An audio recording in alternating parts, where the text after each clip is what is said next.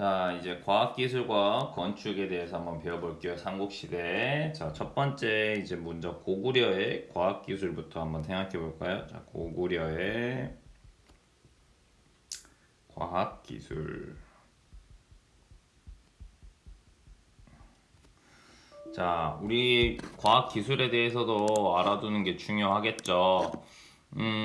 왜냐면 이 건축이라고 하는 게 생각을 해보면 사람이 살아가는 공간을 만드는 거잖아요. 그쵸? 우리 인간은 살아가려면 살아갈 집 또는 뭐 여러 가지 건축물들이 필요하잖아. 우리가 지금 집에 살아가고 있지. 그렇기 위해서는 그 당시 가장 뛰어난 과학 기술들을 이용해서 건축물을 짓겠죠. 그래서 사람이 살아가는 공간이기 때문에 중요할 것이고 또 과학 기술이라고 하는 게 우리나라에서 여러 가지를 발전시키는데 중요한 거니까 이것도 역시 역사 시간에 배워둘 필요가 있겠죠. 먼저 고구려의 과학 기술은 천문도가 되겠습니다. 천문도. 천문도는 바로 뭐예요? 별자리를 보는 거죠.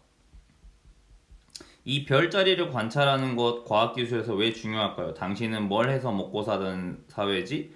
농업을 할 때 있어서 별자리를 관찰하는 게 굉장히 중요했을 것이다. 이런 생각을 해볼 수가 있어요. 왜냐하면 농사를 지으려면 정확하게 언제쯤 씨를 뿌려야 되고 언제쯤 뭐 비가 올 거고, 그치? 그다음 언제쯤 수확을 해야 될지 이런 것들을 정확하게 알아야지만 정확하게 씨를 뿌리고 수확을 할 거 아니에요. 그렇기 때문에 하늘을 관찰하는 게 중요했을 텐데 고구려는 이 천문도라고 하는 별자리를 관찰하는 과학기술이 발달했다. 이것이 나중에 바로 뭐에게 영향을 주게 되냐면 조선시대 때 천상열차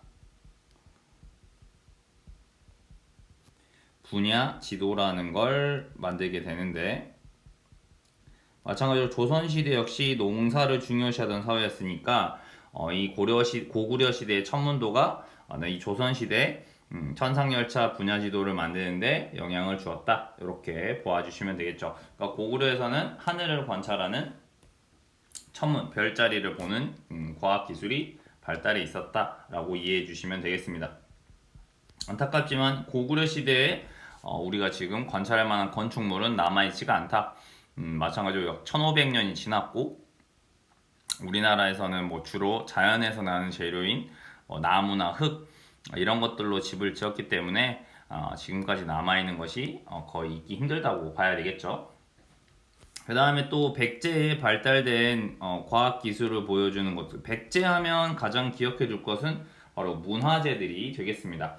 백제 굉장히 중요해요. 문화재. 백제하면 문화재 굉장히 꼭 기억해야 되는 거 뭐가 하나 있을까요? 백제, 금동, 대향로 이거 꼭 기억해야 되겠죠. 자, 찾아서 보셔야 되고 굉장히 화려하면서 섬세하죠. 그 다음에 뛰어난, 그러니까 이거를 금동이니까 금속으로 만든 거 아닙니까? 그러니까 보시면 굉장히 섬세하고 굉장히 아름답고 그쵸? 굉장히 유명한 문화재죠. 이런 걸 만들 수 있었다는 건 바로 이 백제인들이 그 금속을 녹여가지고 그 모양으로 만들고 이러는 과학기술이 굉장히 뛰어났을 것이다 라는 것을 알 수 있어요. 그쵸? 그 다음 백제금도 대학로 하면 바로 도교의 영향을 받았다. 우리 기억납니까? 여기에서 알 수 있는 게 도교적인 요소도 반영이 돼 있다. 이런 것까지 또 이전에 배웠던 거랑 연결해주면 좋을 것 같아요. 마찬가지로 이 백제인들은 굉장히 뛰어난 금속 기술을 가지고 있었는데 그 중에 하나가 또 바로 이 칠지도라고 하는 칼이다 라는 겁니다. 이 칠지도는 마찬가지로 검인데요. 뭐 이렇게 직접 싸우면서 썼다는 검이라기보다는 이제 일본의 왕에게 이제 선물한 그런 칼이라고 볼 수 있겠죠. 굉장히 칼이니까 쇠를 다루는 제철 기술이라든지 이 금속을 녹여가지고 원하는 모양으로 만드는 그런 뛰어난 기술력을 보여준다. 알겠죠? 그 다음 마찬가지로 이거는 일본에게 선물했으니까 일본과의 교류를 보여주는 것이다. 라고 보시면 되겠죠. 바로 백제의 전성기였던 이 근초고왕 시절에 일본에게 선물한 그런 검이라고 보시면 되겠다. 근데 이 실제도를 일본은 심지어 뭐라고 주장한다고 했더라? 그치, 뭐 자기들한테 백제가 바친 거다. 그러니까 일본이 자기들보다 더 백제보다 더 우수한 나라였고 뭐 백제를 지배했다. 뭐 이런 식으로 헛소리라는 유물 중에 하나라고 했죠. 하지만 그게 사실이 아니라 근초고왕 때 일본에게 선물한 것이고 이 질제도가 백제인들의 뛰어난 과학기술을 보여주는 문화재다. 이렇게 이해를 해 주시면 되겠죠. 알겠죠? 좋습니다. 자, 마찬가지로 백제인들의 건축은 아쉽지만 남아있지 않다. 워낙 시간이 오래되었기 때문이겠죠. 자, 그 다음 이제 신라 시대를 한번 보겠습니다. 통일 이전의 신라 시대라고 하겠죠. 여기서 하나 기억할 건 지금도 남아있는 문화재인 첨성대가 되겠습니다. 첨성대는 무슨 왕 때 만들었다? 바로 선덕 여왕 때 만들었다. 마찬가지로 첨성대 하면 여러분 모양 잘 알고 있죠? 바로 마찬가지로 이 첨성대 역시 뭘 하던 기구다? 천문 기구다. 아까 천문이 뭐였지? 바로 이렇게 별자리를 보는 거. 왜 별자리를 보는 게 중요했을 것이다? 농업과 관련된 것이었기 때문일 것이다. 이렇게 해서 경주에 가면 첨성대가 남아있죠. 여러분이 꼭 경주 가시면 봐야 될 신라시대의 대표적인 문화재고, 그 다음 이 첨성대를 통해서 신라인들이 하늘을 관찰하는 그런 과학기술이 발달했구나 라는 것을 알 수 있다. 신라시대의 건축물로는 황룡사가 있다. 황룡사라고 하는 절, 그래서 진흥왕 때 만들었다고 하는 이 황룡사가 있다 라는 거 정도 알아두시면 될 것 같아요. 자, 그 다음 이제 봐야 될 것은 가야입니다. 가야하면 무조건 시험에 뭐가 나오냐면 가야는 뭐가 발달했다? 철이 발달했다. 이게 가야를 물어보면 거의 대부분 이 문제가 나와. 왜? 가야는 고구려 백제 신라는 삼국시대라고 이야기하지만 우리가 가야는 삼국시대에 껴주지 않잖아. 왜 그렇다고 했더라? 가야는 뭔가 하나의 더 중앙 집권적인, 그러니까 왕의 힘이 강력한 나라로 성장하지 못했다고 했죠. 그래서 가야는 나중에 누구한테 흡수가 돼버리지? 요 신라에게 다 흡수가 돼버리잖아. 하지만 이 가야도 발달했던 것이 있는데 가야 하면 바로 뭐다? 철이라고 했어. 철. 그러니까 남아있는 것이 철제 갑옷. 그러니까 철로 만든 갑옷이 유명했고, 그 다음 덩이쇠.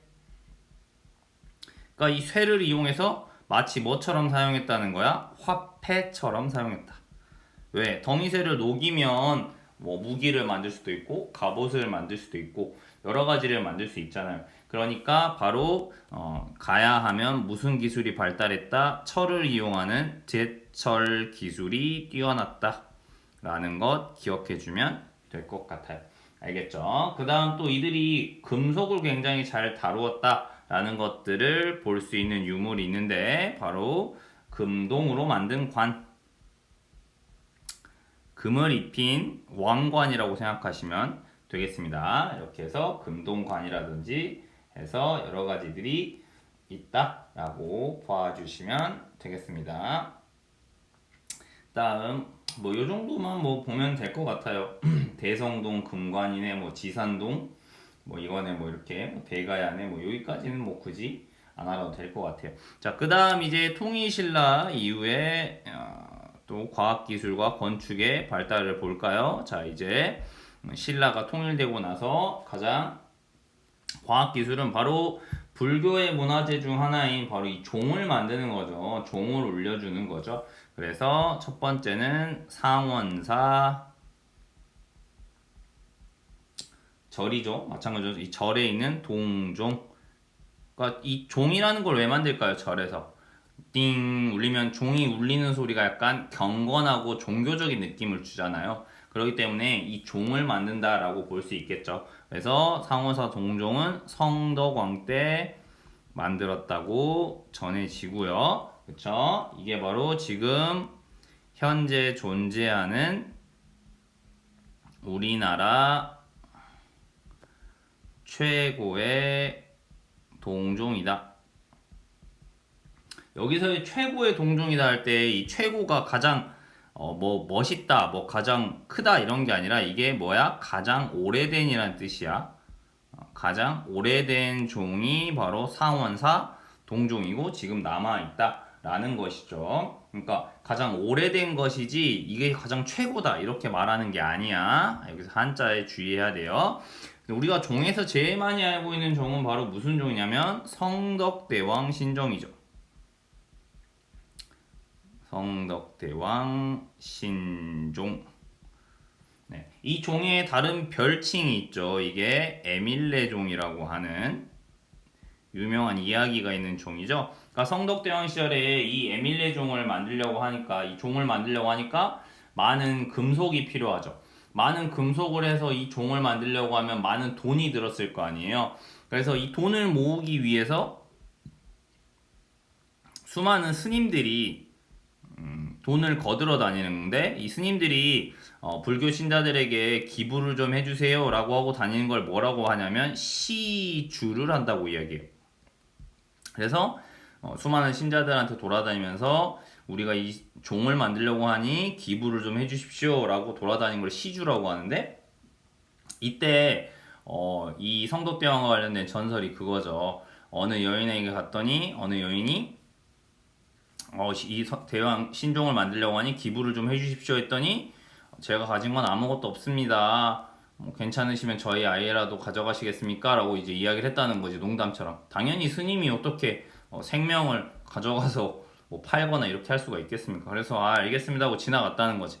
근데 그 나중에 뭐 꿈을 꿨나 그랬는데 이 성덕대왕 신종이 완성이 되려면 그 아이를 데려다가 녹여야 한다. 뭐 이런 이야기를 꿈속에서 들었다고 하죠. 그래서 나중에 다시 그 여인을 찾아가서 이 종이 만들어지려면 그 아이를 부처님께 바쳐야 된다. 이런 얘기를 하니까 갑자기 그 엄마가 엄청 깜짝 놀랐겠죠. 자기가 진짜로 그 자식을 그렇게 하고 싶었겠어요. 하지만 엉엉 울면서 안 된다고 하는데 이 종이 완성되기 위해서는 그 아이가 꼭 필요하다라고 해서 그 아이를 데려다가 이 종을 만들 때 그 용광로에 녹여서 만들었다. 뭐 이런 전설이 있죠. 그래서 이 종이 울릴 때마다 그 아이가 엄마를 찾는다는 소리가 들린다라고 해서 이제 에밀레종이라는 이름이 붙었다고 하죠. 이런 전설이 있는 건데 한편으로 생각해 보면 이 전설 속에서 읽을 수 있는 건 그 여인이 자기 자식을 스님한테 맡기려고 했다는 걸 봤을 때 자식을 먹이기도 힘들 정도로 가난한 그런 삶이지 않았을까라는 생각을 해볼 수 있죠. 두 번째로는 이런 종 하나를 만들기 위해서 백성들이 뭐 시주, 기부를 해서 만들었다는 건 그만큼 신라나 삼국시대 사람들에게 불교가 얼마나 큰 의미였는지 이런 생각도 해볼 수가 있는 거죠. 그래서 이 말이 진실인지 사람들이 과학자들이 나중에 과학적으로 분석을 해봤대요. 이 종 안에 정말로 사람을 녹여서 만들었느냐라고 해서 과학적으로 성분들을 분석해 봤대요.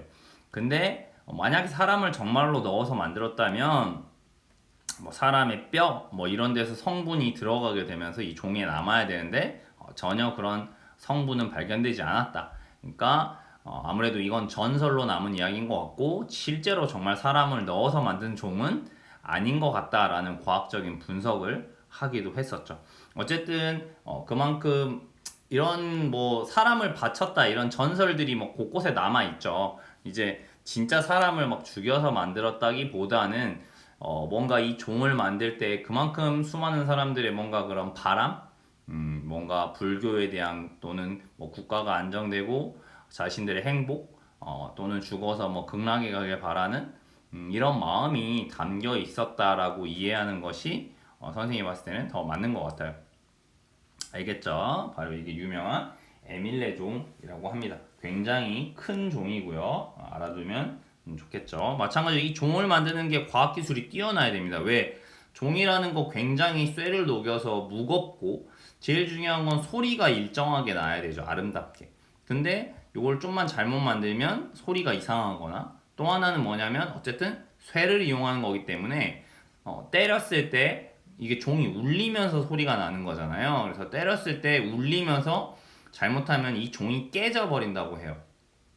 그러겠죠? 종이라는 거니까 우리가 뭐 때리면 깨질 수도 있잖아요. 그러니까 깨지지 않고 튼튼하면서 동시에 소리를 아름답게 내주는 게 굉장히 중요하니까 이런 과학 기술이 굉장히 잘 쓰인 종들이다 라고 생각해 주시면 되겠습니다. 자, 통일신라 하면 아무래도 건축물들을 잘 기억하셔야 돼요. 가장 중요한 건축물 중에 하나가 바로 동궁과 월지다. 동궁과 월지의 다른 이름은 바로 우리가 뭐냐면 안압지라고 부르는 곳이죠. 경주에 가면 아주 야경이 아름다운 곳이라고 할 수 있겠어요. 자, 여기서 인공 연못이에요. 이거는 일종의 궁궐을 짓고 여기서 인공 연못에서 말 그대로 누가 노는 걸까? 여기서 노는 거는 귀족들이 아주 화려하게 놀았다. 이런 것들을 보여주고 있는 곳이에요.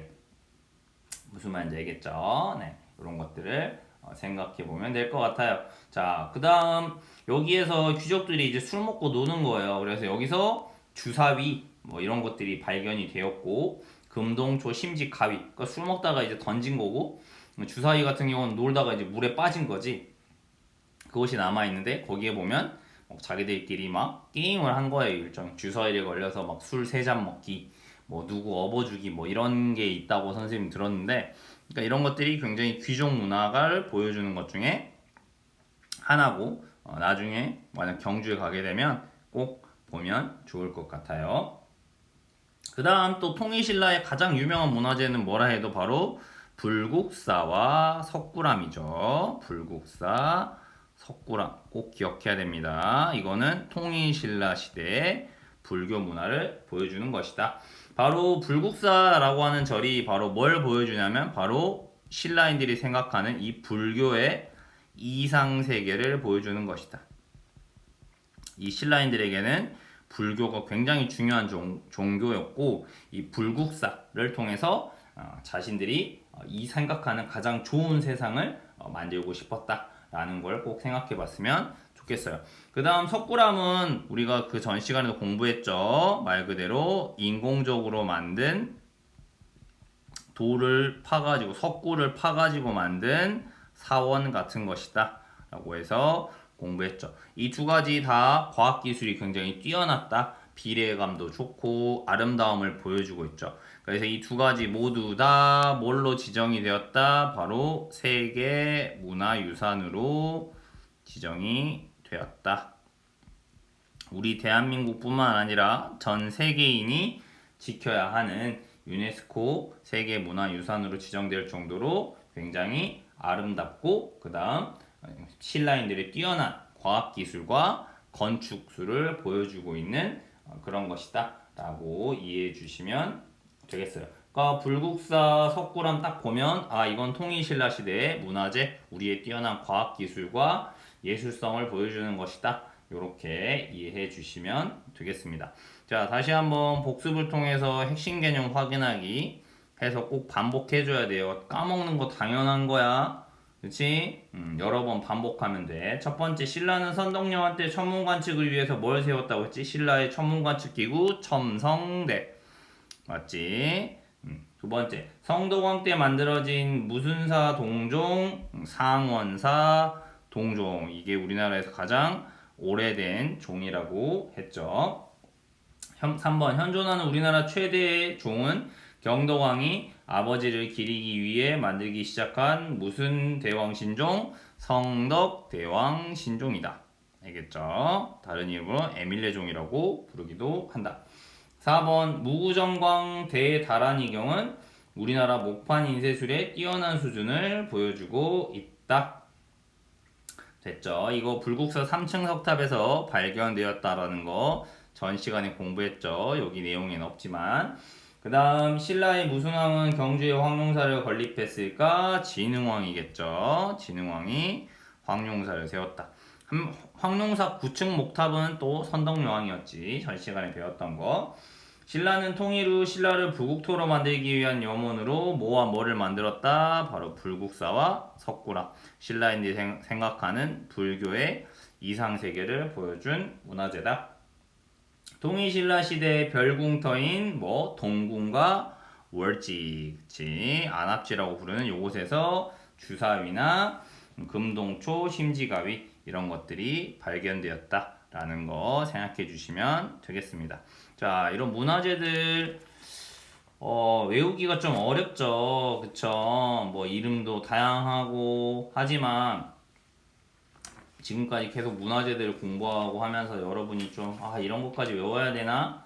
이런 생각을 할 수도 있는데 만약에 우리나라에 이런 문화재들이 남아있지 않았다면 우리가 과연 조상들이 어떤 생각을 했고 어떤 종교를 믿었고 또 어떤 과학 기술들을 가지고 있었는지 전혀 알 수가 없었을 거 아니에요. 그치? 또 이런 몇 천 년 전, 지금으로부터 약 1500년 이상 전에 문화재가 지금까지 남아있는 거잖아. 그러니까 그런 문화재가 남아있으려면 굉장히 역사가 오래되어야 되는 거지. 그러니까 우리나라의 역사가 그만큼 오래되었다.